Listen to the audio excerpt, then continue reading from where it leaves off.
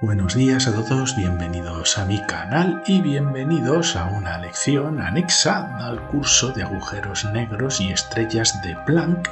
Y yo voy a cumplir una promesa que ya hice, donde iba a mostraros en vídeo la derivación clásica de la métrica Kerr, ya que la métrica Kerr es bastante complicada y en este curso, en las lecciones anteriores, pues hemos derivado la métrica utilizando un sistema bastante más sencillo. Por lo tanto, yo os recomiendo ver las lecciones anteriores antes de pasaros a esta, ya que de esa manera vais a tener una idea un poquito más clara de los pasos necesarios para obtener la métrica Kerr, que es la solución a las ecuaciones de campo de Einstein de agujeros negros en rotación.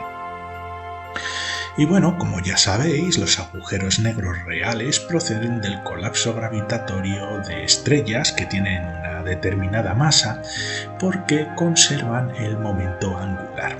Las estrellas pues están rotando, tienen un momento angular y en el momento en el que han consumido, como ya hemos visto a lo largo de este curso, cuando ya han consumido su combustible, no pueden frenar el colapso gravitatorio y al final estas estrellas pues nos van a dar lugar a un agujero negro. Pero estos agujeros negros siguen rotando. Más bien lo que nosotros observamos es la rotación del espacio-tiempo. Porque evidentemente la masa está dentro del agujero negro, no tenemos manera de observarla, pero lo que sí queda, sí permanece, es ese momento angular de los componentes que han formado el agujero negro, y eso se refleja como una rotación del propio espacio-tiempo. Entonces nuestra solución de Kerr necesita proporcionar una métrica al espacio-tiempo que incluya una rotación.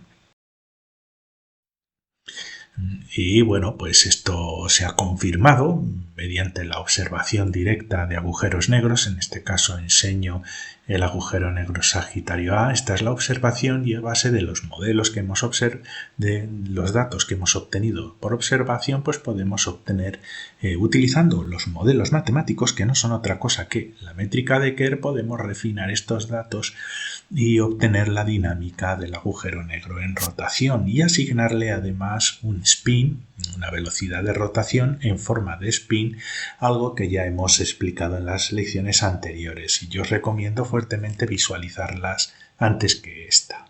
Os voy a dejar un enlace a alguna de las lecciones al final de este vídeo y también en la descripción a este vídeo.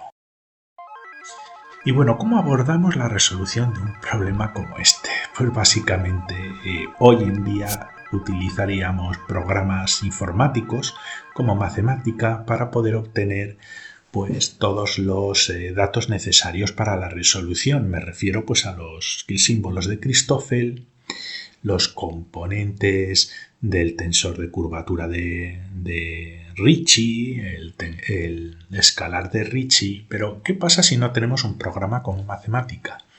Pues que tenemos que hacerlo tal y como se hizo originalmente y ya veréis que es un proceso bastante largo. En esta lección lo que voy a dar es una especie de resumen para no saturaros con fórmulas algebraicas que van a ocupar hasta 47 folios, ¿no? No sé, creo que son unos 40 folios la solución. Y yo lo que os voy a hacer es intentar hacerlo de la manera más amena y más comprensible posible. Entonces el planteamiento original es contemplar un agujero negro, rotación, imaginémonos aquí un radio en el centro del agujero negro en esta posición y vamos a suponer que el espacio-tiempo va a rotar desde esta flechita de color azul hasta esta flechita de color amarillo y esto implica un ángulo de rotación que vamos a llamar phi porque vamos a fijar la rotación en el ángulo azimutal de nuestra solución a las ecuaciones de campo de Einstein. Lo que vamos a rotar es el ángulo azimutal, que estaríamos viéndolo pues de esta manera en el ecuador. Pues el ángulo, el traslado de ángulo, el ángulo que ha rotado desde la flecha azul a la amarilla, lo podemos llamar phi y sería igual al ángulo inicial, puede ser 0 o puede ser un ángulo inicial, más o menos, dependiendo del sentido de la rotación, pues la velocidad angular que tenga nuestro agujero negro por el tiempo. Es básicamente un espacio es igual a espacio inicial más menos velocidad por tiempo, pero en ángulo.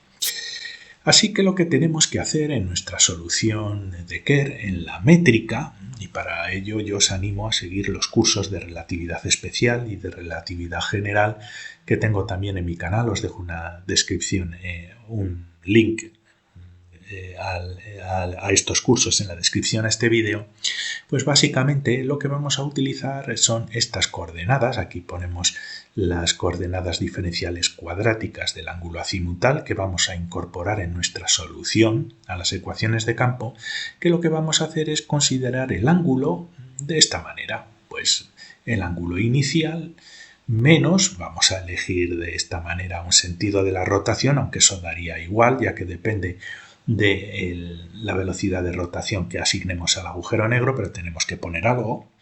Ponemos signo menos la velocidad angular que asignemos al agujero negro por el diferencial del tiempo. Es básicamente esta fórmula sustituyendo a esta de aquí y evidentemente todo esto al cuadrado. Esta fórmula va a ser nuestra versión dinámica de las coordenadas azimutales en la solución de campo de Einstein. Y veamos el planteamiento original.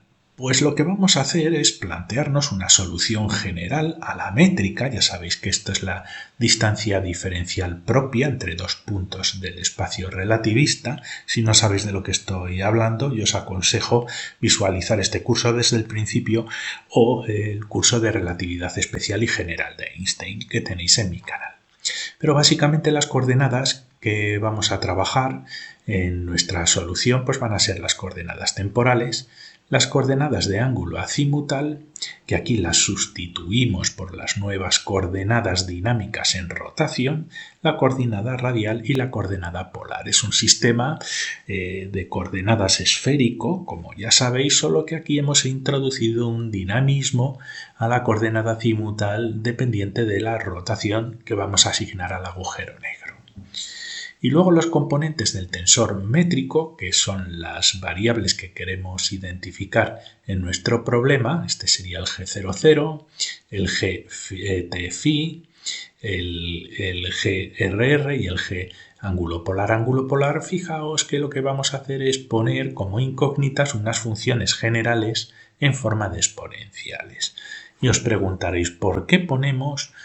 Podríamos poner A, B, C y D, por ejemplo, como funciones, pero debido a la naturaleza de las ecuaciones diferenciales de Einstein, es mucho más sencillo resolver estos términos del tensor métrico si aparecen como exponenciales y las funciones A, B, C y D a determinar en el problema. Facilita mucho la resolución. En general, soluciones de tipo exponencial son bastante adecuadas para resolver ecuaciones diferenciales. Y lo que hacemos es, pues, bueno, resolvemos este cuadrado que tenemos aquí y entonces nos deja la expresión de esta manera. Nos aparece un E2b diferencial del ángulo azimutal al cuadrado más E2b la velocidad angular al cuadrado de t cuadrado menos, debido a que esto es el cuadrado del primero más el cuadrado del segundo menos doble producto del primero por el segundo, y nos deja entonces una expresión para la solución de Kerr de esta manera, con las coordenadas de t cuadrado, una coordenada azimutal, una coordenada temporal, una coordenada mixta temporal azimutal, una coordenada radial y una coordenada polar. Y esta es la incógnita en nuestro problema. Ya veis que esto de aquí es lo que le da el dinamismo, la rotación a nuestra solución. Y eso hace que hayamos utilizado esta expresión cuadrática y dinámica, eso hace que nos aparezca un término mixto de tiempo y ángulo azimutal en nuestra solución, tal y como ya hemos hablado en las lecciones anteriores, donde hemos obtenido la solución de Kerr de una manera bastante más sencilla que esta. Y bueno, pues este señor, Chandrasekhar, propuso la siguiente estructura para los componentes del tensor métrico, que al final es lo que tenemos que resolver. Pues el componente tiempo va a ser igual a menos e cuadrado a más el cuadrado del ángulo azimutal por la función anterior. Y si os fijáis en la expresión anterior, de ahí derivan estos componentes del tensor métrico. El componente mixto sería menos 2 omega e elevado a 2b, el del ángulo azimutal sería esta función, la del radio sería esta función y la del ángulo polar con el ángulo polar sería esta otra función, que son las funciones que aparecen en la ecuación anterior. Estas son las funciones que ahora van a comprender los componentes del tensor métrico. Esto es lo que tenemos que resolver y por lo tanto tenemos que resolver 1, 2, 3 y 4 funciones A, B, C y D. Y vamos a someter esta métrica a una condición de vacío en las ecuaciones de campo. Esto lo hemos hecho, como ya dijimos en las lecciones anteriores, ¿de acuerdo? Utilizaremos un tensor métrico, alfa y beta, aquí con los componentes del tensor métrico. Esta sería la solución final. Tendríamos el componente tiempo-tiempo, los componentes mixtos que aparecerían en nuestro tensor métrico, el radio-radio, y los ángulos polares y ángulos azimutales. Y la condición de vacío que tenemos que resolver es esta ecuación. Estas ecuaciones derivadas de las ecuaciones de campo de Einstein en el vacío, sin masa, porque consideramos una solución que no tiene en cuenta la singularidad central. De esto ya lo hemos hablado en lecciones anteriores, no me voy a parar. Pero básicamente el problema se reduce a calcular cada uno de los componentes que necesitemos del tensor de curvatura de Ricci, los que necesitemos. No hace falta las 16 diferentes combinaciones que aparecen en estas ecuaciones. Necesitamos calcular el escalar de Ricci y utilizar el tensor métrico para las ecuaciones. Pero si siguiéramos ese procedimiento, que es muy probablemente lo que se siguió originalmente, y por eso al final se tardó como 60 y pico años en resolver esta ecuación, si lo hacemos de esta manera, es prácticamente imposible obtener los componentes, los símbolos de Christoffel que necesitamos calcular y los componentes del tensor de curvatura de Ricci y el escalar de Ricci. Entonces lo que se hizo fue hacer una aproximación y estudiar la solución, digamos que en el infinito. En el infinito donde el tensor métrico va a adquirir o podemos considerar un sistema de coordenadas en el infinito donde adquiere la estructura del tensor de Minkowski. De acuerdo, el tensor métrico de Minkowski. En vez de tener todo esto, tendríamos un menos 1 aquí, 1, 1 y 1. Y eso simplifica muchísimo el cálculo de los símbolos de Christoffel, el cálculo de los componentes del tensor de curvatura de Ricci, pero siempre teniendo en cuenta que estamos trabajando, digamos, en el infinito. Pero eso nos simplifica la resolución poniendo aquí el tensor métrico de Minkowski. Y la resolución pues, se hace calculando los componentes del tensor de Ricci y su escalar.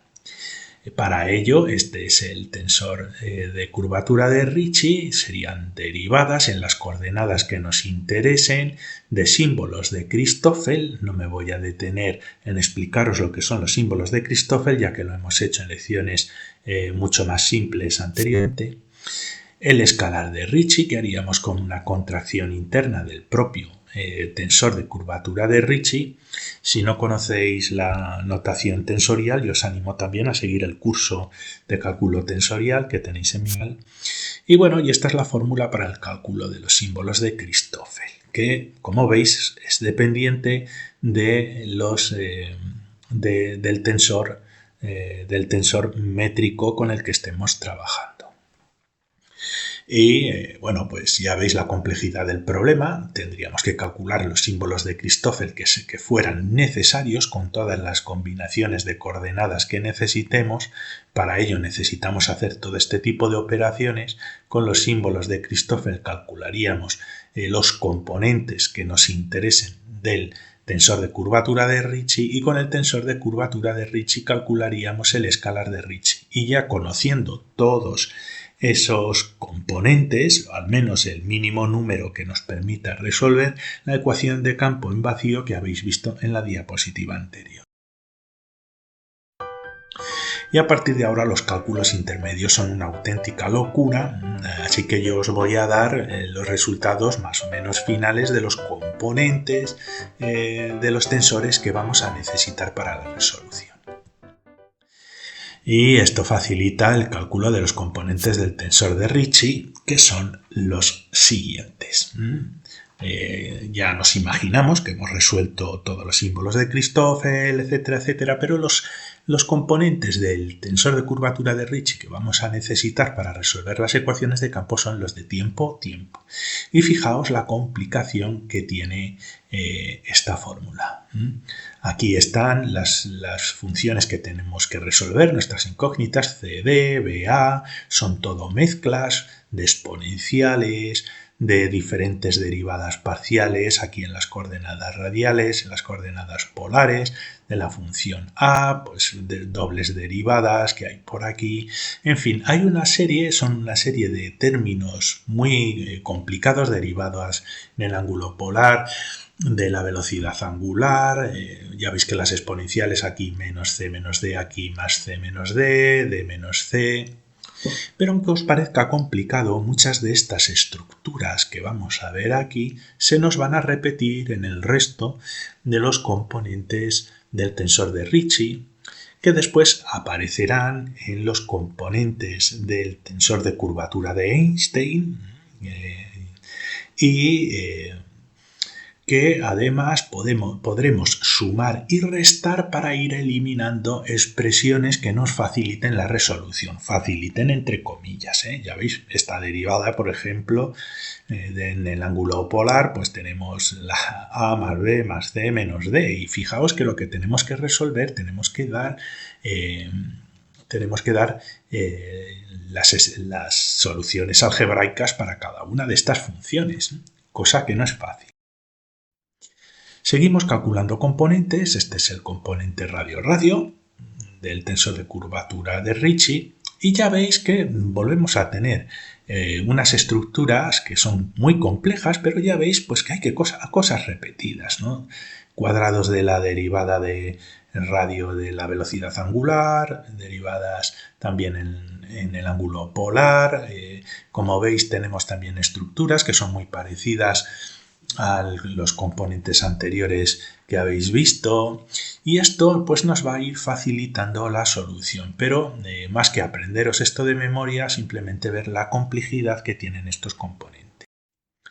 Este es el componente mixto de tiempo y radio, que como veis pues parece un poquito más sencillito.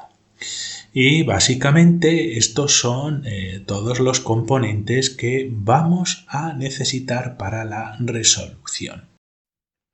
Este es el componente polar-polar, que pues es bastante complicadillo aparentemente.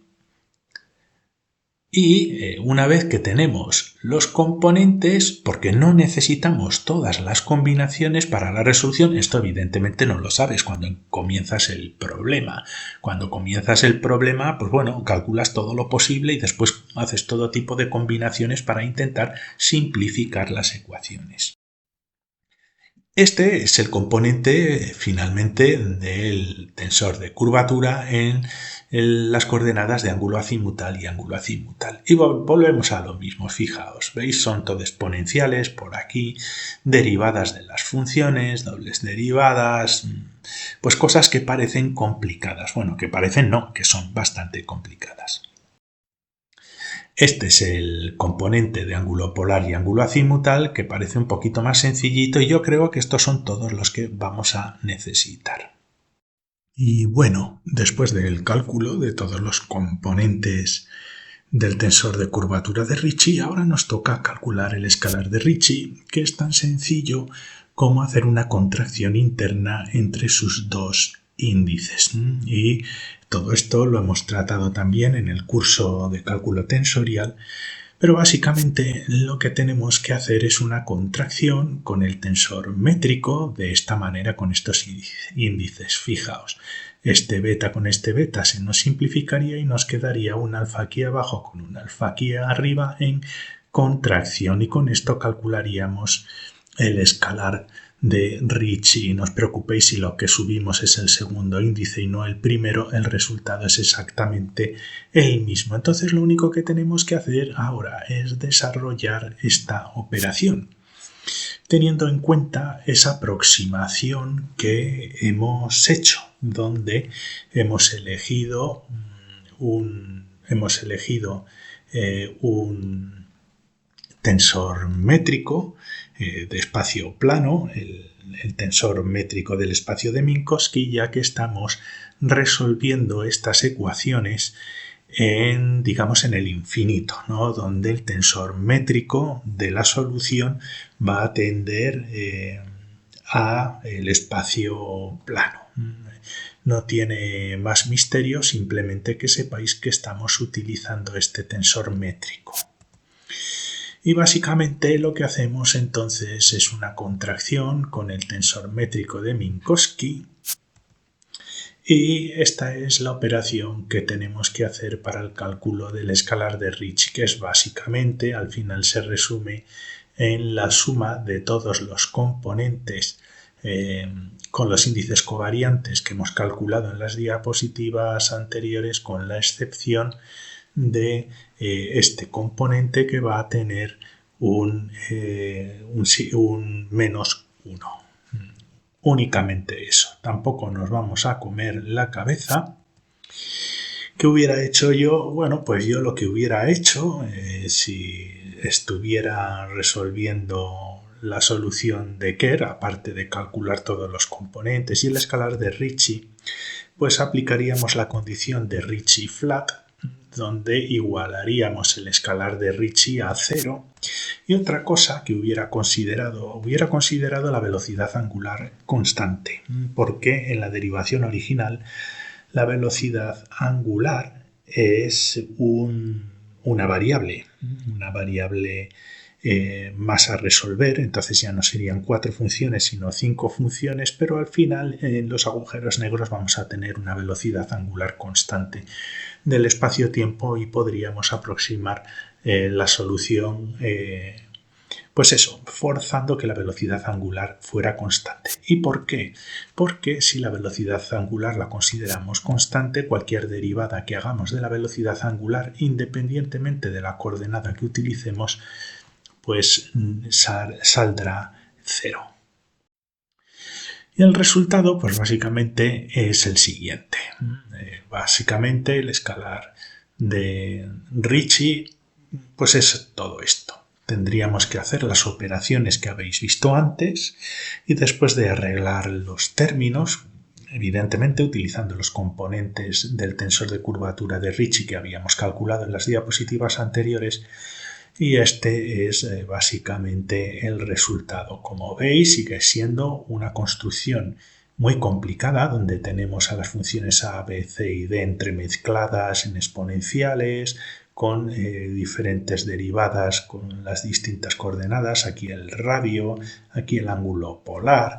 Entonces aparentemente pues es una expresión complicadilla. Si hubiéramos impuesto la condición de una velocidad angular constante, al menos estos términos de aquí nos desaparecerían, pero eso no es lo que se hizo. Y este es el escalar de Ricci. Y aunque os parezca muy complicado, ya tenemos todos los elementos necesarios para poder continuar con la solución. Ahora podemos calcular los componentes del tensor de Einstein, que básicamente pues es esto. El tensor, por ejemplo, voy a poner aquí exclusivamente los que necesitamos para poder resolver el problema.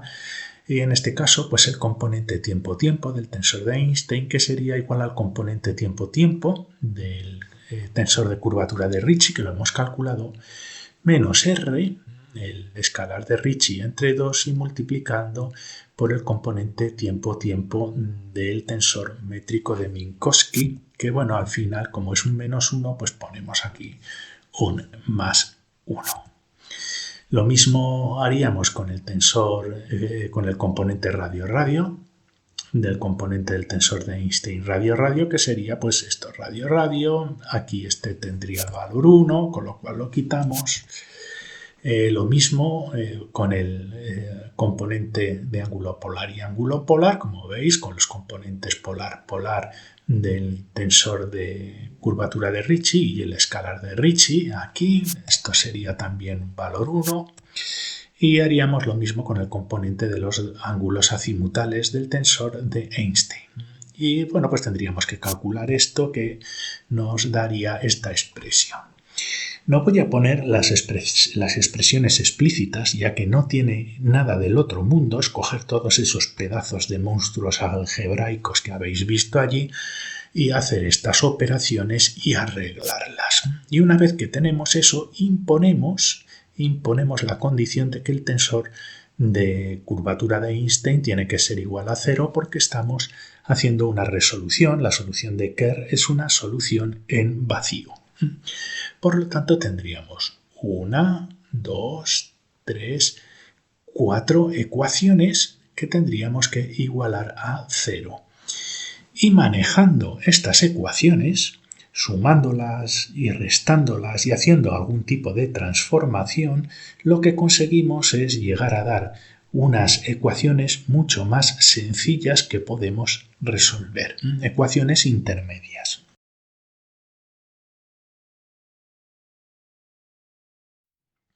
Y teniendo en cuenta todas las ecuaciones que os he enseñado y definiendo lo siguiente, porque introducir estas definiciones, estas redefiniciones de funciones en toda esa colección de ecuaciones que hemos generado, facilita la resolución. Y podemos definir pues, una función h que va a ser igual a e de menos c con el cuadrado de esta derivada radial más e elevado a c menos d con el cuadrado de esta derivada en el ángulo polar pues, de las velocidades angulares.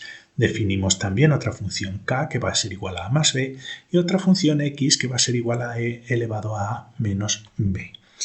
Y haciendo diversas sumas y restas de las ecuaciones que habéis visto anteriormente y haciendo estas transformaciones, no las voy a indicar, si queréis podéis ir a la publicación original, pero yo creo que es más fácil seguirlo de manera indicada y así llegamos a una ecuación bastante más sencilla. Fijaos todos los monstruos de ecuaciones que teníamos allí. ¿Y qué es esta?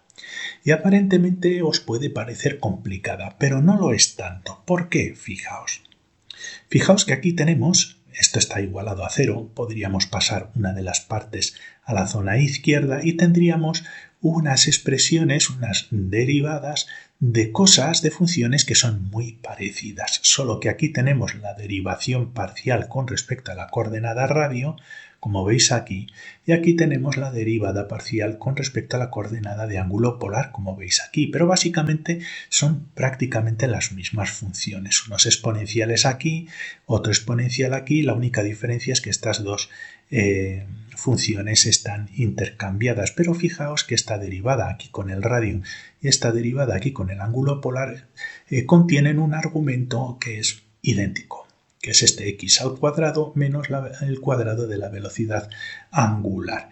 Y esto ya nos proporciona una ecuación mucho más sencilla con la que podemos trabajar, solo que tenemos que tener en cuenta que hemos hecho algunas transformaciones en las funciones y tendremos que dar un valor a estas transformaciones. Pero en cuanto consigamos una solución a estas funciones de manera explícita, tendremos también unas soluciones, una colección de posibles soluciones frente a dos variables únicamente, un exponencial con la función a y b. Pues bueno, aplicando a todo el sistema de ecuaciones que se pueden plantear o que hemos planteado en las diapositivas anteriores, al menos de una manera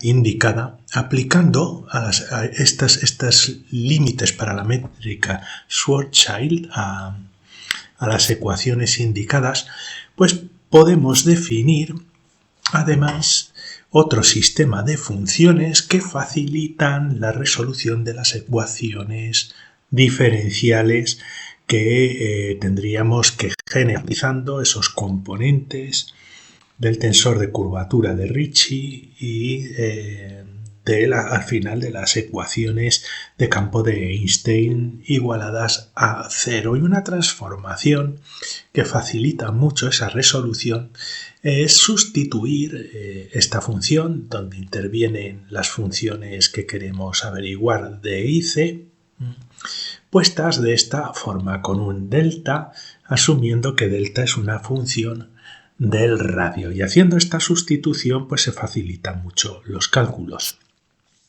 Y operando con estas sustituciones al final acabaremos con una ecuación donde tenemos que introducir una función dependiente del ángulo polar. No me voy a molestar en contaros los detalles del procedimiento, pero durante la resolución de las ecuaciones hay una función que va a tener una dependencia directa del radio y del ángulo polar, y una manera de proporcionar una solución adecuada a una ecuación diferencial de una función que tiene dependencia de dos variables es asumir que esa función solución es un producto de dos funciones separando la dependencia del radio y del ángulo polar, y de esta manera es donde nos surge una función f que va a ser dependiente del ángulo polar y va a tener una relación esta función f con la función delta que hemos definido aquí. Y lo que nos va a facilitar mucho la resolución de las ecuaciones es considerar que estamos en el límite de la métrica Schwarzschild y además en el infinito, y aplicar ciertas condiciones que hace que podamos proporcionar una solución a esta ecuación. Y en ese horizonte infinito, la solución a esta ecuación pues va a ser dependiente de esta manera, que la doble derivada de la función delta con respecto al radio nos tiene que dar 2, y la función f pues que sea el seno del ángulo polar. ¿Por qué? Porque si os fijáis, si la función f es el seno del ángulo polar, la doble derivada de f nos va a dar como resultado menos seno, que dividido entre seno nos va a dar un menos 1, y este menos 1 por menos 2 nos va a dar igual a 2. Es decir, si consideramos f como seno del ángulo polar, entonces nos cumple esta otra condición donde la derivada de segundo orden de delta con respecto a r es igual a 2, y esto se obtiene en esta situación límite. Y si intentamos proporcionar una expresión ya explícita que cumpla esta condición para la función delta, ¿cómo? Tendríamos que integrar dos veces, fijaos que es una doble derivada, es una derivada de segundo orden. Eso implica que la función delta va a necesitar dos constantes, ¿de acuerdo? Una constante que surge de una primera integración y otra constante que nos va a surgir de una segunda integración. Y este es el resultado que obtendríamos, ¿de acuerdo? La función delta sería el radio al cuadrado más una constante que podíamos haber llamado constante K1 y otra constante que podríamos haber llamado K2 multiplicada por el radio, evidentemente, porque en esa doble integración la primera constante, al volver a integrarlo, nos tiene que dar multiplicando a la coordenada con la que estamos integrando. ¿De acuerdo? Si os fijáis, si derivamos dos veces con respecto al radio, esto se nos va a desaparecer en la doble derivada, esto es una constante y nos va a desaparecer, y aquí el resultado va a ser 2 en esa doble derivada, con lo cual esta es una solución adecuada para la función delta. Y la introducción de estas constantes, en principio, no deberíamos saber qué son. Pero al aplicar el límite de Schwarzschild, es decir, el límite de Schwarzschild se obtiene en dos situaciones. Una de ellas es cuando tenemos una velocidad angular cero, y al tener una velocidad angular cero en nuestro agujero negro, pues nos desaparece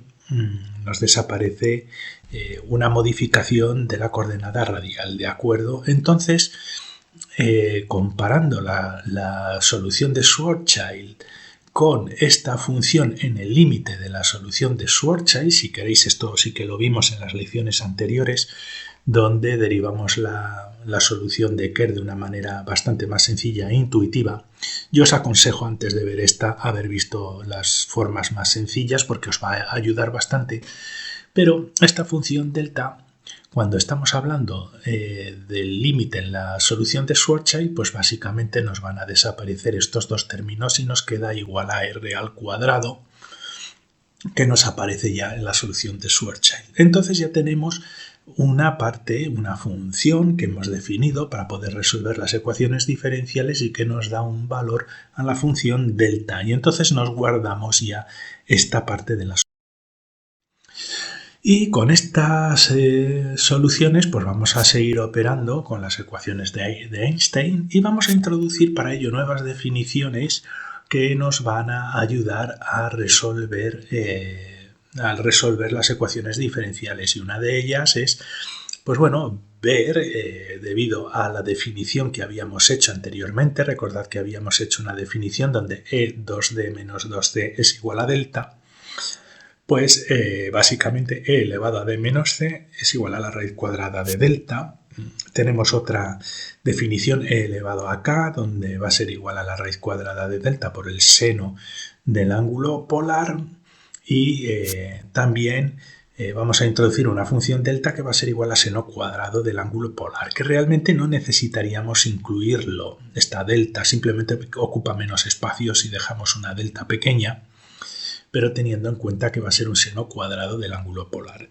Todas estas definiciones se hacen viendo la estructura de las ecuaciones diferenciales que vamos a ir generando y que se describen en el trabajo en el que me he basado para hacer esta presentación. Os voy a poner la referencia al final de esta presentación y también en la descripción al vídeo.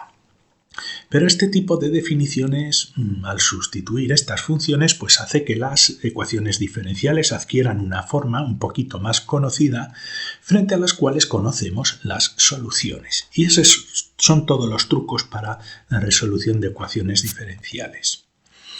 Y al introducir esas nuevas definiciones y al resolver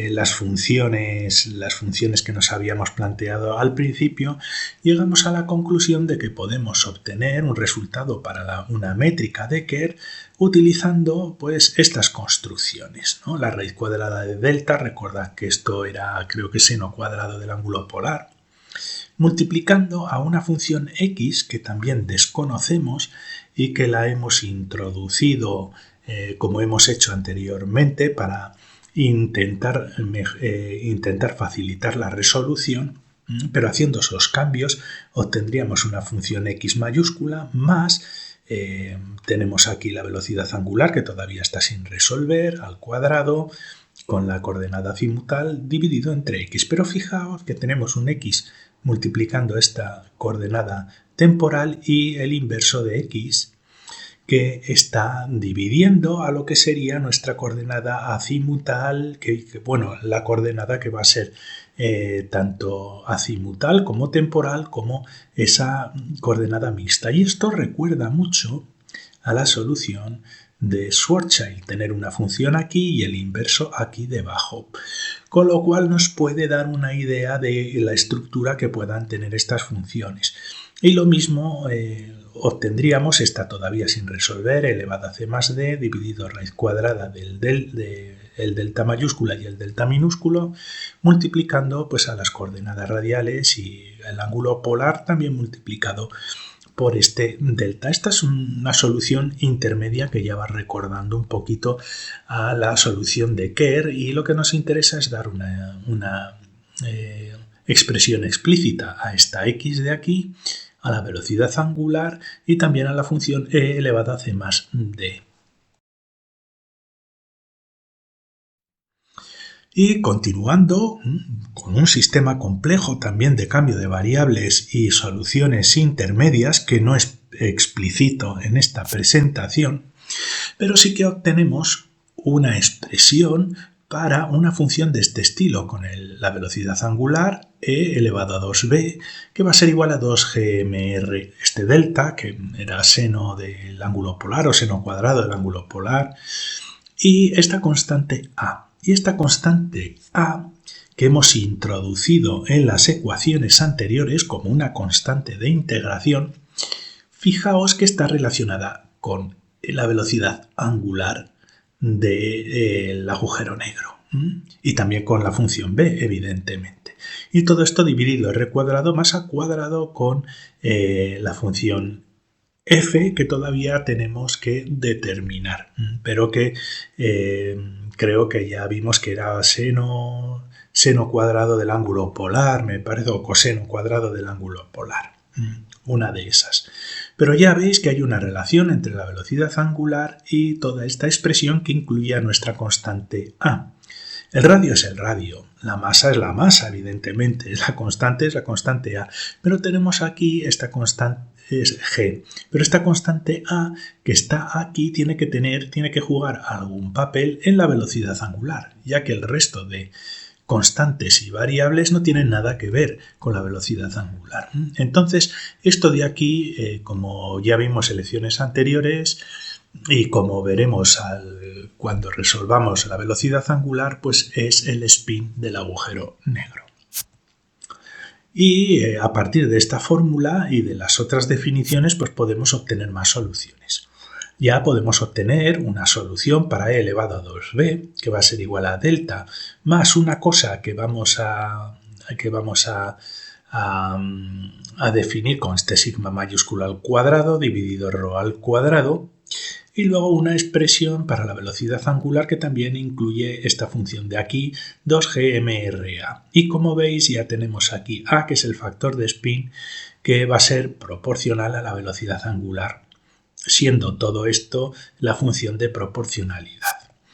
Y la función que hemos definido en estas dos soluciones es r cuadrado más a cuadrado, todo esto al cuadrado menos a cuadrado delta mayúscula por este delta minúscula, que era seno del ángulo polar, o lo podéis ir mirando si queréis. Pero ya veis que, de nuevo, esta función de aquí contiene esta constante que ahora sí que podemos asociar a la velocidad angular del agujero negro, y que va a ser igual o va a ser equivalente, o lo podemos equivaler al spin del agujero negro, tal y como hemos visto en lecciones anteriores. También vamos a poder definir el ρ cuadrado, que nos aparece aquí como r cuadrado más a cuadrado con esta función al cuadrado de f, que creo que era el coseno del ángulo polar. Y seguimos obteniendo pues más soluciones. Una vez que hemos obtenido todas esas soluciones con la solución b, ahora podemos dar la solución e elevado a 2a como ρ cuadrado delta que tenemos aquí, y este sigma mayúsculo al cuadrado. Creo que esta es la sigma mayúscula. Y nos queda la solución c más d. ¿De acuerdo? Y las ecuaciones que vamos a poder ir obteniendo conforme vamos trabajando las ecuaciones diferenciales de campo que plantearíamos, obtendríamos una ecuación intermedia de este estilo con diversos cambios de variables, etcétera, etcétera, y de esta ecuación podemos sacar la solución de e elevado a c más d como simplemente ρ cuadrado dividido raíz cuadrada de sigma. Y ya tenemos, yo creo que todas las funciones definidas con respecto a distintas funciones. Colocamos todas las funciones que hemos encontrado en la métrica y esta ya es la solución final, la métrica de Kerr, que la he puesto de una manera un poquito más condensada, donde tenemos la coordenada tiempo cuadrática, la coordenada de ángulo azimutal. Como veis aquí tenemos la velocidad angular y veo que aquí nos falta un dt. No estaba en la publicación, en la que me he basado, yo creo que no estaba, hay que incluirlo, aquí necesitamos poner un dt, lo voy a poner para tenerlo en la presentación final y aquí ya tenemos la coordenada radial y la coordenada polar. Y si esto hacemos las operaciones y lo indicamos de la manera en la que hice en las lecciones anteriores, pues obtendremos la métrica Kerr que hemos ido utilizando a lo largo de este curso. Y tenemos las siguientes definiciones para la solución que habéis visto. Este es el delta, este es el ρ cuadrado y como ya veis ese f cuadrado es coseno cuadrado del ángulo polar. Y este es el sigma mayúsculo al cuadrado, donde aquí tenemos ese delta pequeño que va a ser el seno cuadrado del ángulo polar. Y con esto ya tenemos todas las definiciones y toda la solución de Kerr. Y el tensor métrico covariante, con los dos índices covariantes nos quedaría de esta forma, con una firma menos más más, ¿de acuerdo? No voy a entrar en explicarlo, aquí lo tenéis con todo su esplendor. Y yo creo que es interesante también dar el contravariante en el caso de que queráis hacer transformaciones de vectores o de velocidades o lo que queráis, pues aquí tenéis el tensor métrico con los dos índices contravariantes para la solución Kerr, ¿no? En toda su gloria. Y el trabajo que he ido siguiendo, porque evidentemente esto para hacerlo a mano tardaron 60 años, no 50 años, ¿no? Pues es en el trabajo Deriving the Kerr Metric de 2021 por David Wagner, que lo que hizo fue pues, seguir el trabajo original que se publicó, no sé, en el año 65 me parece. Pero aquí tenéis todo, por si queréis seguirlo con detalle y queréis ver todas las ecuaciones intermedias que han sido necesarias para poder derivar la ecuación. Y yo espero que esta presentación también os sirva como guía para no perderos. Si os ha gustado esta lección, os invito a suscribiros a mi canal. Os dejo un enlace al curso y otro a la lección anterior que seguramente la necesitaréis ver. Muchas gracias y hasta la siguiente lección.